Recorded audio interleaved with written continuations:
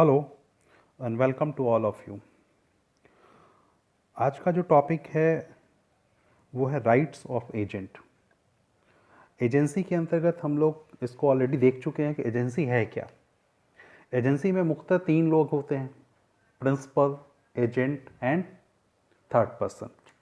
आपको ये अच्छे से पता है, जो हम लोगों ने ऑलरेडी बात करें कि जो प्रिंसिपल होता है उस प्रिंसिपल के लिए कौन काम करता है?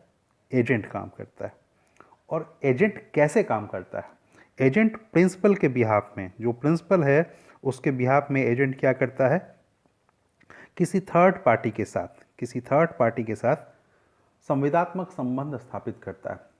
हम लोगों ने ये देखा है कि एजेंट में संविदात्मक संबंध बनाने की शक्ति होती है।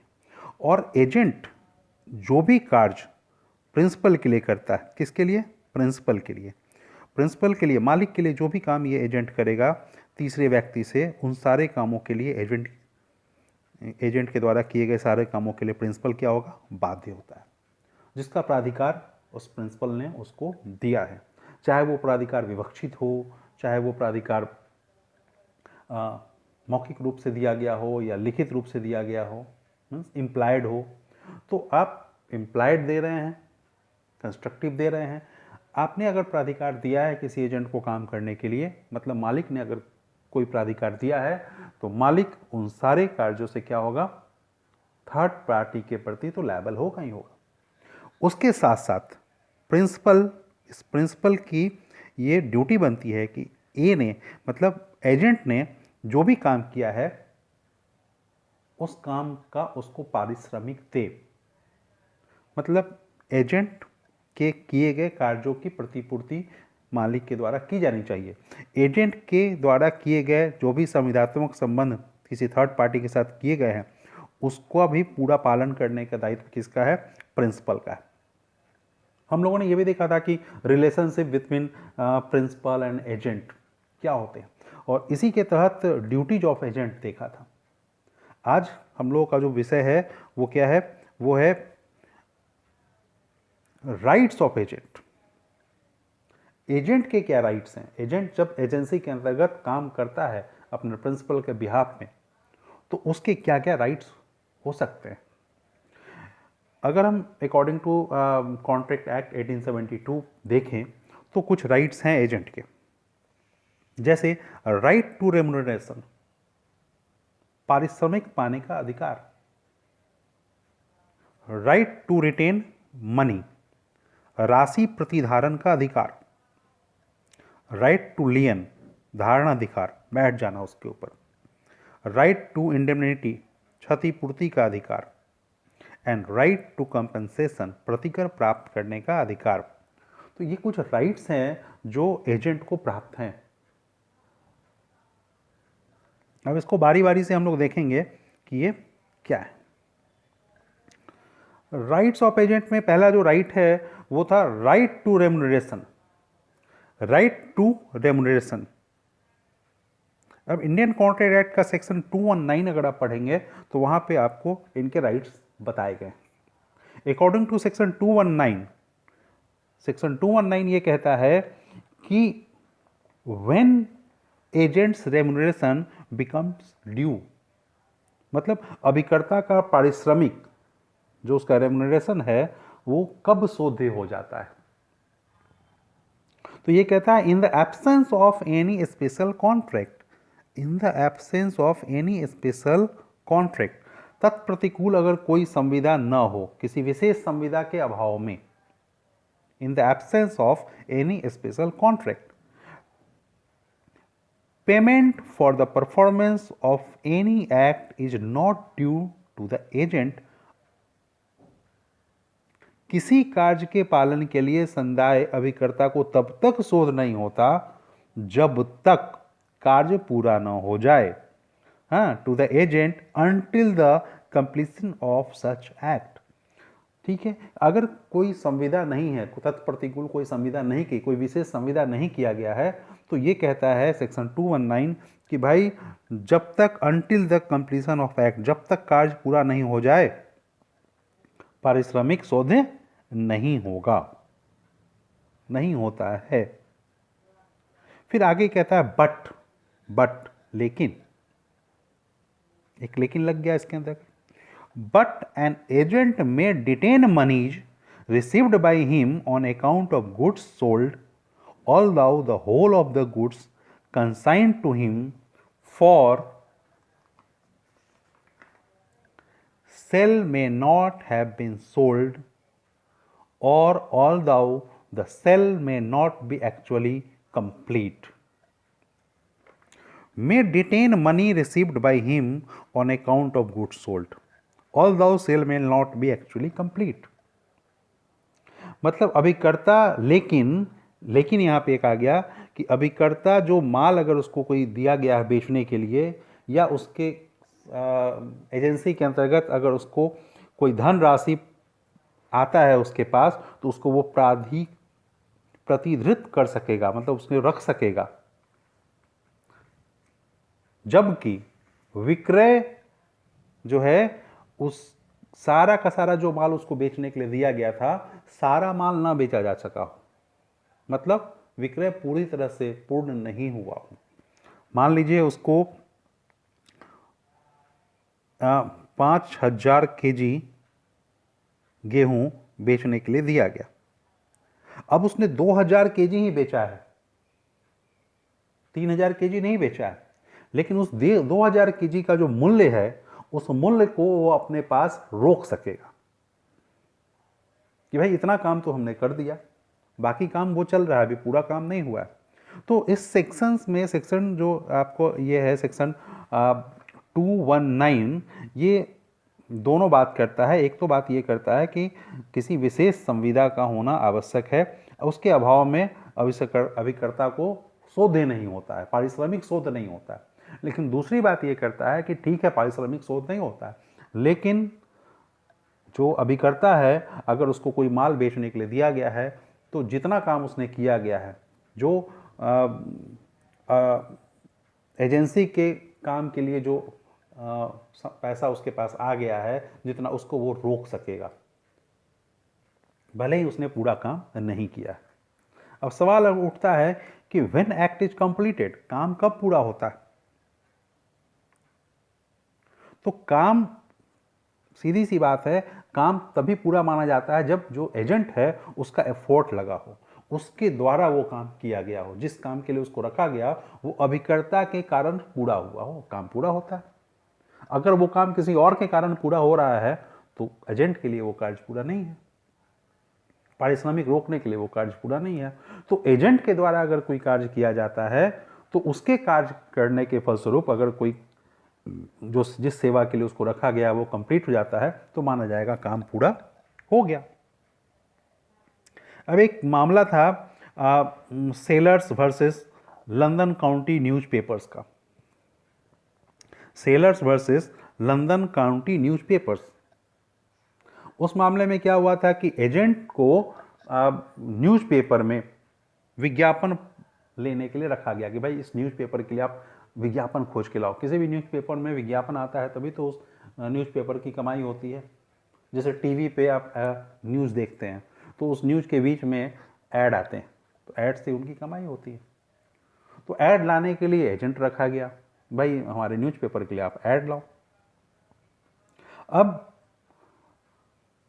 ये था कि भाई जो विज्ञापन है वो छपेगा तभी मिलेगा, तो कहा गया कि हाँ, विज्ञापन सिर्फ ले लेने से नहीं होता है, वो छपेगा तो ही आपको उसका पारिश्रमिक मिलेगा, आपका वेतन मिलेगा। इसी प्रकार से एक मामला और है ग्रीन बार्टलेट का। ग्रीन बार्टलेट का मामला है। इस मामले में क्या हुआ था? इस मामले में कहा गया था कि एक एजेंट को मकान बेचने के लिए रखा गया। एक एजेंट था, इसको कहा गया कि आप मकान बेच दो। अब इस व्यक्ति ने नीलामी से उस जो माल था, मकान था, उसको बेचने का बहुत कोशिश किया, लेकिन वो बेच नहीं सका। लेकिन उस नीलामी में एक व्यक्ति कोई उपस्थित था, और ये जो व्यक्ति था वो मालिक का जो प्रिंसिपल है उसका पता पूछा, और पता पूछने के बाद वो क्या किया, उसके पास सीधा मालिक के पास पहुंच गया, और मालिक के पास पहुंचने के बाद मकान को क्या किया, इसने खरीद लिया। इस व्यक्ति ने। अब सवाल हुआ कि क्या एजेंट को इसका पारिश्रमिक मिलना चाहिए या नहीं मिलना चाहिए। क्यों? क्योंकि ये जो व्यक्ति है, मिस्टर मान लीजिए XYZ कोई भी व्यक्ति है, इसने तो स्वयं प्रिंसिपल के पास पहुंच करके उस मकान को खरीदा। तो ये इस केस में ग्रीन वर्सेस बार्टलेट, इसमें यह निर्णय दिया गया कि नहीं, चूंकि ए ने नीलामी के लिए वो नीलामी रखी थी और नीलामी में ही वो एक्स आया था, और उस नीलामी के कारण ही, इसके कार्य के कारण ही, इसके कार्य के फलस्वरूप ही यह व्यक्ति यहाँ तक पहुँचा, प्रिंसिपल तक पहुँचा, इसलिए यह वेतन पाने का अधिकारी है। इसको इसी के सेवा के फलस्वरूप ये काम हो पाया है, इसलिए मिस्टर ए को एजेंट जो है, उस एजेंट को मिलना चाहिए, कमीशन मिलना चाहिए, वेतन मिलना चाहिए। इसी तरह से एक और मामला है, उसमें क्या हुआ था, ये मामला है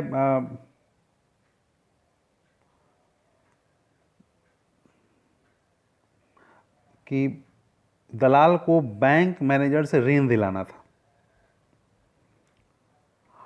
लेकिन बैंक मैनेजर के पास जो व्यक्ति जिसको ऋण दिलाना था वो सब सारा कुछ तो उसने कर दिया, लेकिन प्रतिभूति नहीं था, इसलिए ऋण नहीं मिल सका, और बाद में किसी दूसरे दलाल के कहने पर मैनेजर ने ऋण दे दिया, लेकिन इसके बावजूद पहले दलाल को कमीशन दिया गया।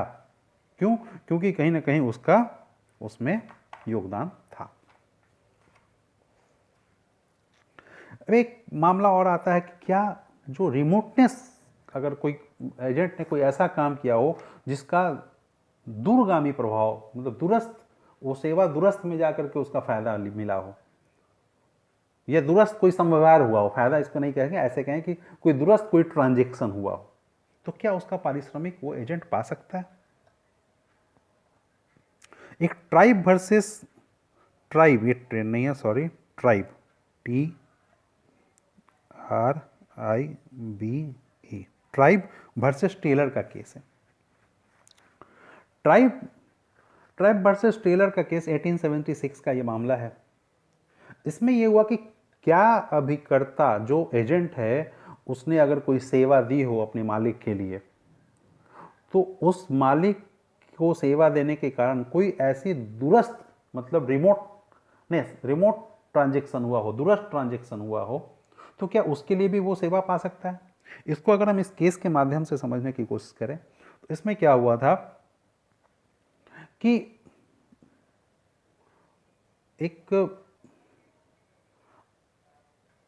एक जो ये है, एजेंट को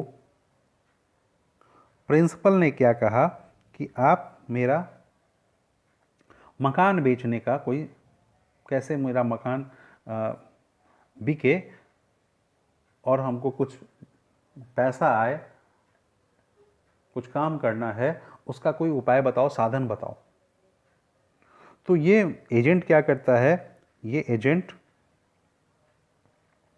एक व्यक्ति है, उड नाम के एक व्यक्ति को खोज के लाता है और उसकी मुलाकात अपने मालिक से करा देता है, प्रिंसिपल से। किसका? उड का। उड की मुलाकात इस प्रिंसिपल से हो जाती है।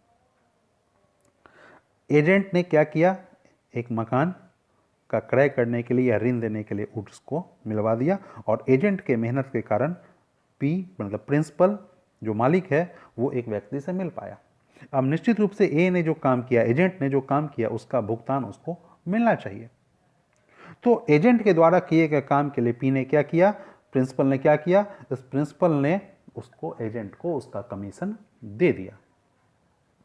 अब कहानी यहां से शुरू होती है कि कुछ दिनों के बाद ये जो मिस्टर वुड है और ये प्रिंसिपल है, पी प्रिंसिपल, इन दोनों ने एक पार्टनरशिप क्रिएट कर लिया आपस में। क्या कर लिया? पार्टनरशिप बना लिया, वुड और प्रिंसिपल ने। और पार्टनरशिप स्थापित किया तो इन दोनों में, ये वुड ने इनको बहुत पैसा दिया, ऋण दिया। अब एजेंट ने देखा कि अरे, उस मकान के लिए हमने दिया था और इस आदमी से मैंने ही मिलवाया था, अब ये तो पार्टनरशिप बन गया, इसको और पैसा आ रहा है। ये तुरंत किसके पास पहुंचा? प्रिंसिपल के पास पहुंचा। बोला अरे, अब पार्टनरशिप के लिए फिर आपको ऋण आया, आप कमीशन इसका भी दो। तो प्रिंसिपल ने कहा नहीं, इस काम के लिए तो मैंने आपको रखा नहीं था, इसलिए मैं ये प्रिंसिपल ये पैसा नहीं दूंगा। और यह मामला जब कोर्ट में गया तो कोर्ट ने कहा कि नहीं, ये जो पार्टनरशिप स्थापित हुई है ये इनके आपसी संबंध से स्थापित हुई थी, इस काम के लिए आपको नहीं रखा गया था, ये एक व्यवहार से है, एक दुरुस्त कारण है। वो तो मुलाकात हुई, वहाँ पे हुआ, बाद में इन्होंने अपने व्यवहार से और स्वयं से एक पार्टनरशिप क्रिएट किया और उसके कारण ये ऋण प्राप्त हुआ है, न कि आपके कारण। इसलिए यहाँ पे आपको वो एज कमीशन नहीं प्राप्त होगा। तो कहना है कि दूरस्थ संबंध अगर कोई स्थापित होता है अभिकर्ता के कारण या उसकी सेवा के कारण, तो वहाँ वो पारिश्रमिक नहीं पा सकता है। देखिए, मालिक की ये ड्यूटी बनती है, प्रिंसिपल की ये ड्यूटी बनती है, उसका ये कर्तव्य भी है कि वह जो एजेंट का जो भी कमीशन है उसको अगर वो प्राप्त करना चाहता है तो उसमें किसी भी तरह का रुकावट नहीं डाले, बल्कि वो दे। लेकिन इसका मतलब ये नहीं है कि मालिक अगर किसी काम के लिए किसी एजेंट को रखता है, किसी संपत्ति को बेचने के लिए ही रखता है, तो उस संपत्ति को स्वयं नहीं बेच सकता है। मालिक उस संपत्ति को स्वयं भी बेच सकता है जिसके काम के लिए उसने एजेंट नियुक्त किया है।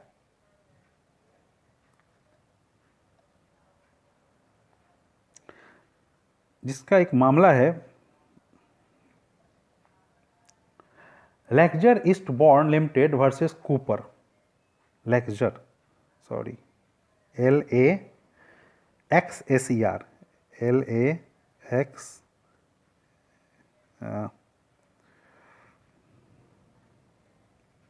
ये है